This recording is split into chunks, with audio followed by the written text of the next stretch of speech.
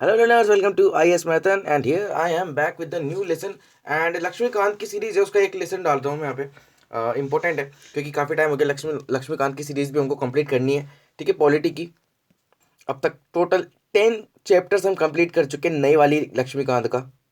अब हम देखेंगे chapter number 11, basic structure of the constitution, जो कि बहुत ही ज़्यादा इंपॉर्टेंट है to understand the basic essence of the constitution. Basic structure क्या है कॉन्स्टिट्यूशन का।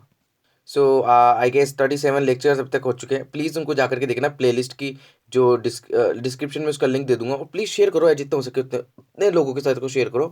काफ़ी मेहनत लग रही है और बहुत कुछ अब जो है वो आपके लिए इनिशिएटिव्स आने वाले हैं, इसलिए आपको क्या करना पड़ेगा, अप्रिशिएट एंड शेयर करो जितना हो सके ना। और यस, आप जो है कोई भी डाउट्स हो, कोई भी तरीके का क्वेश्चन हो, आप डायरेक्ट हमारे सोशल मीडिया हैंडल्स पे पूछ लीजिए, मुझे ईमेल कर दीजिए, आंसर आपको मिल जाएगा। राइट, स्टार्ट करते हैं basic structure of the constitution. So yes, तो इमरजेंस देखते हैं सबसे पहले इसका। पूरे की स्टोरी फॉर्म में सुनाऊंगा, बहुत ही ईजी वे में आपको समझ में आ जाएगी। ध्यान से सुनना बस एक बार आप, है ना। देखो, एक क्वेश्चन रेज होता था फंडामेंटल राइट्स। आप क्या फंडामेंटल राइट्स आपको पता है, मैंने पढ़ा चुका हूँ अच्छे से। ठीक है, अब वो जो है वो पार्लियामेंट उनको अमेंड कर सकती है या नहीं कर सकती अंडर आर्टिकल 368। ये क्वेश्चन उठा था, ठीक है, काफी टाइम तक। सो सुप्रीम कोर्ट ने एक वर्डिक्ट दिया था शंकरी प्रसाद केस 1951 में। शंकरी प्रसाद केस 1951, ये बेसिकली किसको चैलेंज किया था बेसिकली इस वाले कि constitutional validity of the first amendment act 1951 which curtail the right to property. ठीक है, सो इसके अंदर इसको चैलेंज किया गया था। अब सुप्रीम कोर्ट ने रूल किया कि जो पार्लियामेंट है ना, उसकी अमेंड करने की जो पावर है constitution under article 368 also includes the power to amend the fundamental right. देखो, सारी कहानी जितने भी केस अभी आने वाले हैं ना, उन सबका एक ही कारण है और एक ही रीजन होगा, बस इवेंट्स डिफरेंट है, टाइमिंग अलग हो जाएगी। ठीक है, कि क्या सुप्रीम कोर्ट क्या जो पार्लियामेंट आपके फंडामेंटल राइट्स को अमेंड कर सकती है कि अंडर आर्टिकल 368। बस यही कहानी है, सुन लेना बहुत ध्यान से। पहला जो आया शंकर प्रसाद केस, इसके अंदर कहते हैं कि यस, बिल्कुल कर सकती हैं। अब आर्टिकल 13 के अंदर एक लॉ की डेफिनेशन दे रखी है, तो इसके अंदर ऑर्डिनरी लॉज तो इंक्लूड भी है, but it does not include constitutional amendments. अब देखो, आर्टिकल 13 के अंदर मान लीजिए कोई लॉ की डेफिनेशन है, तो उसको चेंज कर सकती है पार्लियामेंट, है ना। अब इसे कहते हैं कि कॉन्स्टिट्यूशनल अमेंडमेंट जो है वो लॉ नहीं है, सुप्रीम कोर्ट कहती है इस वाले केस के अंदर। ठीक है, देयरफॉर पार्लियामेंट जो है किसी भी फंडामेंटल राइट्स को हटा सकती है, खत्म कर सकती है ना, एब्रिज कर सकती है, कर्टेल कर सकती है। कैसे? आर्टिकल 368 के अंदर एक कॉन्स्टिट्यूशनल अमेंडमेंट लेकर के ला सकती है बेसिकली, है ना। बस शर्त है कि आर्टिकल 13 को वायलेशन नहीं करना चाहिए, वो आपका जो अमेंडमेंट लेकर के आएंगे। ठीक है, नेक्स्ट केस आता है, बहुत ही इंपॉर्टेंट है, सुनना ध्यान से, गोलकनाथ केस। ठीक है, ये 1967 का केस है, वो 1951 का था, ये 1967 का केस है, काफ़ी टाइम हो गया। अब देखो सुप्रीम कोर्ट क्या कहती है कि अभी जो इन्होंने ये अपना जो अपना वर्डिक्ट दिया था, किसमें, आपके शंकरी प्रसाद केस के अंदर, कि पार्लियामेंट अंदर आर्टिकल 368 चेंज कर सकती है और फंडामेंटल राइट्स को भी हटा सकती है। इस वाले केस के अंदर ना 17th कॉन्स्टिट्यूशनल अमेंडमेंट एक्ट 1964 को यहाँ पे लाया गया, उसको चैलेंज किया गया इसकी कॉन्स्टिट्यूशनल वैलिडिटी। इस अमेंडमेंट के चलते क्या हुआ था कि 9th शेड्यूल के अंदर काफ़ी सारे स्टेट लॉज को डाल दिया गया, है ना। अब आपको पता है 9th शेड्यूल की इंपॉर्टेंस क्या है, मैंने बता दिया आपको काफ़ी बार कि अगर इसके अंदर डाल देंगे तो फिर जुडिशियल स्क्रूटनी नहीं हो सकती थी उसकी, right. So yes, Supreme Court ने रूल किया इसके अंदर कि फंडामेंटल राइट्स जो हैं वो are the given the transcendental and immutable position, यानी कि ख़त्म नहीं किया जा सकता, ना कि चेंज किया जा सकता है। ठीक है, so parliament can not abridge or take away any of these rights. Fundamental rights को हटा नहीं सकता कौन आपका पार्लियामेंट, ये सुप्रीम कोर्ट कह रहा है। ठीक है, तो कॉन्स्टिट्यूशनल अमेंडमेंट जो है ये with in the definition of the law, जो कि आर्टिकल 13 के अंदर मेंशन है, उसके अंदर आ सकता है। ठीक है, यानी कि उस डेफिनेशन के अंदर आपके कॉन्स्टिट्यूशनल अमेंडमेंट भी है, किसके अंदर, आर्टिकल 13 की जो लॉ की डेफिनेशन है, which would void for violating any fundamental right. अगर फंडामेंटल राइट्स का वायलेट करोगे तो it will declared as null and void. अब यस 100% ये टसल थी बेसिकली जुडिशरी एंड एग्जीक्यूटिव के बीच में, एग्जीक्यूटिव और लेजिस्लेचर के बीच में। और फिर पार्लियामेंट ने रिएक्शन दिया कि सुप्रीम कोर्ट्स का जो जजमेंट आया था उसके खिलाफ, गोलकनाथ केस के खिलाफ 24th अमेंडमेंट एक्ट लेकर के आई 1971 में, है ना। और इसने दो आर्टिकल्स को, आर्टिकल 13 एंड आर्टिकल 368 का प्रोविजंस में चेंज किए, अमेंड किए, ठीक है। अब इसके अंदर मेंशन क्या था इस वाले अमेंडमेंट के अंदर, 24th अमेंडमेंट के अंदर, कि इसने डिक्लेयर कर दिया कि जो पार्लियामेंट है उसके पास इतनी पावर है कि वो कोई सा भी फंडामेंटल राइट को एब्रिज कर सकती है और हटा सकती है अंडर आर्टिकल 368, यानी कि अमेंडमेंट अमेंड करके।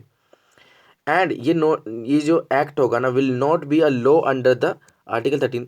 ओवरऑल ये जो है कि जो जितना भी वर्डिक्ट आया गोलकनाथ केस के अंदर, लॉ की डेफिनेशन हुई या फिर फंडामेंटल राइट्स को लेकर, उसको वापस रिवर्स कर दिया, ठीक है, 24th अमेंडमेंट ने। हाउएवर फिर आता है आपका केशवानंद भारती केस। मैंने बहुत डिटेल में केशवानंद भारती केस 2 पार्ट में समझा रखा है, उसका लिंक अभी आपको मैं दे दूंगा, आपको स्क्रीन पर भी मिल जाएगा, ठीक है, और डिस्क्रिप्शन में भी मिल जाएगा, देखना बहुत ही डिटेल में, मजा आ जाएगा। कृष्ण केशवानंद भारती केस पढ़ोगे जब आप। बेसिक स्ट्रक्चर डॉक्ट्राइन भी मैंने वहाँ पे पढ़ाई है और डिटेल में पढ़ाई है, ठीक है। सो देखना 1973 का केस है। सुप्रीम कोर्ट ने ओवर रूल कर दिया इस वाले जजमेंट को, गोलकनाथ वाले को, ठीक है। और इन्होंने जो देखो स्ट्रेंज बात, सबसे खतरनाक बात क्या हुई यहाँ पर, और सबसे अजीब बात ये हुई थी कि जो 24th अमेंडमेंट एक्ट था 1971 का, इसको इन्होंने अपहेल्ड कर दिया। तो सरकार बड़ी खुश हुई, है ना, लेजिस्लेचर काफ़ी खुश हुआ ना कि हमारे लेकिन इतनी आसानी से नहीं। अब देखो इन्होंने एक गेम खेला, जुडिशरी ने, सुप्रीम कोर्ट ने एक गेम खेला, और वो क्या था, वो ये था सर मैम, कि पार्लियामेंट चलो ठीक है फंडामेंटल राइट्स को हटा सकती है, एब्रिज कर सकती है, बहुत बढ़िया बात, आपको मुबारक हो, है ना। लेकिन लेकिन लेकिन लेकिन एट द सेम टाइम उन्होंने एक नई डॉक्ट्राइन को यहाँ पर लेट डाउन किया, प्रेजेंट किया, नेम्ड द बेसिक स्ट्रक्चर, यानी कि basic feature of the constitution को कभी आप हटा ही नहीं सकते, which is totally against the basic fundamental feature of the जो आपका कॉन्स्टिट्यूशन है, कि पावर ऑफ द पार्लियामेंट जो है under article 368 does not enable to alter the basic structure, यानी कि आर्टिकल 368 के अंदर बेसिक स्ट्रक्चर को आप जो है अमेंड नहीं कर सकते, ये कहा गया कॉन्स्टिट्यूशन जो आपके जुडिशरी है सुप्रीम कोर्ट के द्वारा। This means parliament can not abridge और take away any of the fundamental rights, because ये बेसिक फीचर के पार्ट थे, बेसिक स्ट्रक्चर के पार्ट थे, क्या आपके फंडामेंटल राइट्स। यस। अब देखो ये जो डॉक्ट्राइन ऑफ बेसिक स्ट्रक्चर थी ना, इसको फिर रीअफर्म्ड किया गया and applied by supreme Court in Indira Nehru Gandhi case, जो 1975 का केस है। अब इस केस में क्या हुआ था कि सुप्रीम कोर्ट ने जो 39th अमेंडमेंट एक्ट था 1975 के, उसको इनवैलिडेट किया था, उसके प्रोविजंस को, ठीक, विच kept which kept the election dispute involving the prime minister and speaker of the Lok Sabha outside the jurisdiction of the whole court। देखो वैसे इसका डिस्क्रिप्शन अलग होता है, बाकी सुप्रीम कोर्ट जो है वो इंटरफेयर कर सकता है जब उसमें अपील की जाएगी बाय द इलेक्टर और जो आपके जो वोटर है ना। द कोर्ट सेड, कोर्ट ने क्या कहा कि ये जो प्रोविजन है ना which was beyond the amending power of the parliament. देखो 39th अमेंडमेंट को लेकर क्या है ना, अंडर आर्टिकल 368, लेकिन उसके अंदर के जो प्रोविजन थे ना वो सुप्रीम कोर्ट को कुछ पसंद नहीं आए। वो क्या थे कि सुप्रीम कोर्ट की पावर, अब देखो जुडिशियल यहाँ पर रिव्यू जो है वो पार्ट ऑफ बेसिक स्ट्रक्चर है, ठीक है, और ये अफेक्ट कर रहा है आपका बेसिक स्ट्रक्चर ऑफ कॉन्स्टिट्यूशन। अगर आप ऐसे प्रोविजन डालोगे तो सुप्रीम कोर्ट तो उड़ा ही देगा ना उसको। तो फिर इतना कुछ हो जाएगा, जुडिशरी इतना कुछ कर देगी, तो क्या पार्लियामेंट जो है लेजिस्लेचर जो है शांत बैठेगी क्या? हाँ बिल्कुल नहीं। देखो एक नया जो है ये हथियार लेकर के आते हैं, 42nd अमेंडमेंट एक्ट 1976। देखो कोई भी हार मानने को तैयार नहीं है, आज भी ये टसल जो है चालू ही, ऐसा कहा जाता है बाय द स्कॉलर्स। इस एक्ट ने 42nd, इसको मिनी कॉन्स्टिट्यूशन भी बोलते हैं, काफ़ी सारे चेंजेस किए। इसने अमेंड किया आर्टिकल 368 के अंदर and declare that there is no limitation on the constituent power of the parliament and no amendment can be questioned in any court on any ground. देखो कितना क्लियरली है, including the contravention of any fundamental, इतना clear इन्होंने कहा कि चाहे कुछ कर लें, हम कुछ भी करें, कोई से भी ग्राउंड्स पर इसको चैलेंज किया जा ही नहीं सकता। ये ओवरऑल मतलब है 42nd अमेंडमेंट एक्ट का। सुप्रीम कोर्ट ने, ठीक है भाई क्या करें, है ना, सुप्रीम कोर्ट ने एक नया केस आता है मिनर्वा मिल केस, डिटेल में समझा दिया पूरा का पूरा उसका लिंक आपको मिल जाएगा, ठीक है, डिस्क्रिप्शन में, राइट। मिनिरवा मिल्स केस की बात कर रहा हूँ, 1980 का, बेहद इंपॉर्टेंट जजमेंट है, वर्डिक्ट है। सीरीज देखना, उसको काफ़ी अच्छी है, हमारी important verdicts that transform India की, ठीक है। इस वाले केस के अंदर क्या किया था कि सुप्रीम कोर्ट ने invalidated this provision as it exclude judicial review, जो कि बेसिक फीचर का पार्ट है।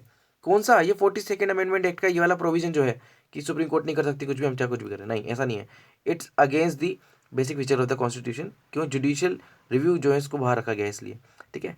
सो इन्होंने ये वाली डॉक्ट्राइन अप्लाई करी एंड कोर्ट ने कहा कि सुप्रीम कोर्ट का ये कहना था कि ये जो पावर है ना, लिमिटेड पावर है और डॉक्ट्राइन के थ्रू हमने इसको इनको प्रोवाइड की, लेकिन ये जो है वो एब्सोल्यूट पावर नहीं बन सकती ना। यस, इस लिमिटेड पावर को आप एब्सोल्यूट पावर बना दें तो ऐसा तो एक्सेप्टेबल नहीं है। ये देखो इतना बड़ा इंटेलेक्चुअल गेम खेला है इन लोगों ने। क्या किया इन्होंने कि ये जो लिमिटेड अमेंडिंग पावर है ना, वो भी अपने आप में एक basic feature of the part constitution है। क्या बोल रहा हूँ मैं, समझे आप?